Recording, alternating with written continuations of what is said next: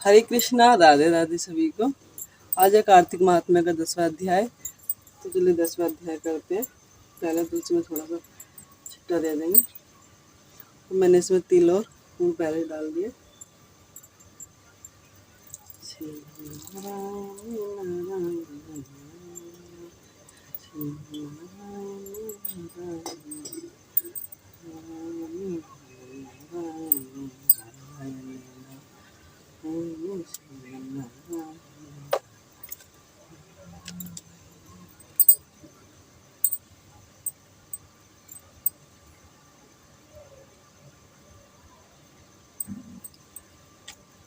चलिए अध्याय शुरू करते हैं। राजा पृथु ने कहा, हे देवर्षि, आपको नमस्कार है। आप कृपा कर आप कहिए कि जिस समय भगवान शंकर के माथे का तेल क्षीर सागर में डाल दिया वह उस समय क्या हुआ। नारद जी ने कहा, हे राजन, जब शंकर जी ने तेल क्षीर सागर में डाल दिया तो वह शीघ्र ही बालक होकर गंगा सागर के संगम पर बैठकर संसार को भय देने वाला रुदन करने लगा। उसके रुदन से समस्त संसार व्याकुल हो उठा। लोकपालों के मन में भी व्याकुलता हुई। अधिक कहने से क्या है, चराचर चलायमान हो गए। शंकर सुमन के रुदन से ब्रह्मांड व्याकुल हो गए। समस्त देवता और ऋषि मुनि व्याकुल होकर लोक पिता में ब्राह्मण जी की शरण में गए और सब ने मिलकर ब्रह्मा जी को प्रणाम किया और स्तुति की।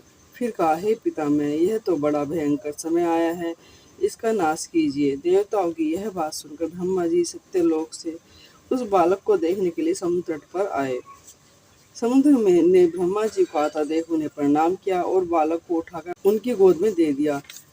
तब विस्मित होकर ब्रह्मा जी ने पूछा, हे सागर, तुम शीघ्र बताओ कि यह बालक किसका है। तब समुद्र ने कहा, हे प्रभु, ये तो मैं नहीं जानता, किंतु मुझे इतना अवश्य पता है कि यह गंगा सागर के संगम तट पर प्रकट हुआ है। अतः आप इस बालक का जाति, कर्म आदि संस्कार कीजिए, इसका जात फल बताइए। नारद जी कहते कि इधर तो सागर ब्रह्मा जी ऐसे कर रहा था, उधर सागर पुत्र भी ब्रह्मा जी के गले में हाथ डालकर बार बार उनका आकर्षण कर रहा था। अब तो ब्रह्मा जी का गला इतनी जोर से पकड़ा कि वे पीड़ित हो नेत्रों से आंसू डालने लगे। इसी प्रकार उन्होंने अपने दोनों हाथों से जोर लगाकर गला छुड़ाया और सागर से कहा, सुनो, मैं तुम्हारे पुत्र का जातक फल कहता हूँ। मेरी आंखों से जो जल निकलता है, इस कारण इसका नाम जलंधर होगा। यह पैदा होने के साथ ही तरुण हो गया था। इससे यह सब शास्त्रों का परिणाम है। महापराक्रमी, महावीर, जवान और रण दुर्गम तथा सभी दैत्यों का परांगत और भगवान विष्णु को जीतने वाला होगा। यह कहीं भी नहीं हारेगा। एक भगवान सबको छोड़कर सबसे अवस्थ होगा। जहाँ से यह उत्पन्न हुआ है फिर वहीं जाएगा। उसकी पत्नी बड़ी पतिव्रता, सौभाग्यशालीन, सर्वांग सुंदरी, परम मनोहर, मृदु भाषिणी तथा शील की सागर होगी। नारद जी ने कहा, हे राजन, सागर से यह बात कहकर ब्रह्मा जी ने शुक्राचार्य को बुलाकर बालक का राज्याभिषेक कराया। फिर अंतर्ध्यान हो गए। अब तो उस बालक को देख सागर बहुत प्रसन्न हुआ और कितने ही उपाय से उसकी पालन करके बड़ा किया। फिर काल नेम नामक असुर को बुलाकर उसकी वृंदा नाम की पुत्री से उसका विवाह कर दिया। अब शुक्राचार्य के प्रभाव से वह दैत्यों पर राज करने लगा। जय श्री राधे, जय श्री राधे। श्रीमन्नारायण नारायण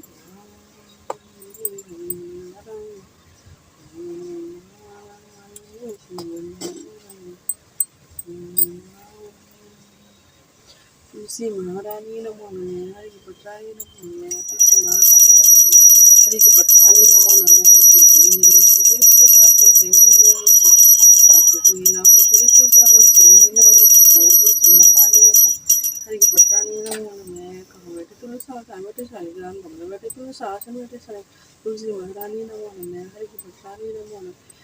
तुलसी बीमो खरगम लगाए छप्पन भोग, तुलसी बीमो खरगम लगाए छप्पन, तुलसी महारानी नमो नमः, हरि की पत्राणी नमो नमः।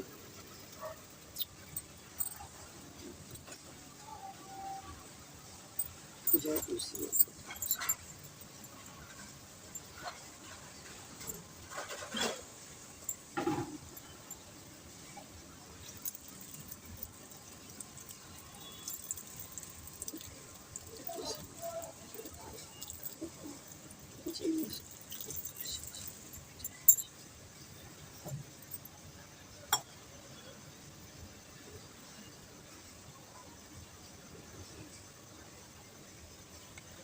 अगर वीडियो पसंद आ जाए तो वीडियो को लाइक और शेयर करें, चैनल को सब्सक्राइब करें। राधे राधे, जय श्री कृष्णा।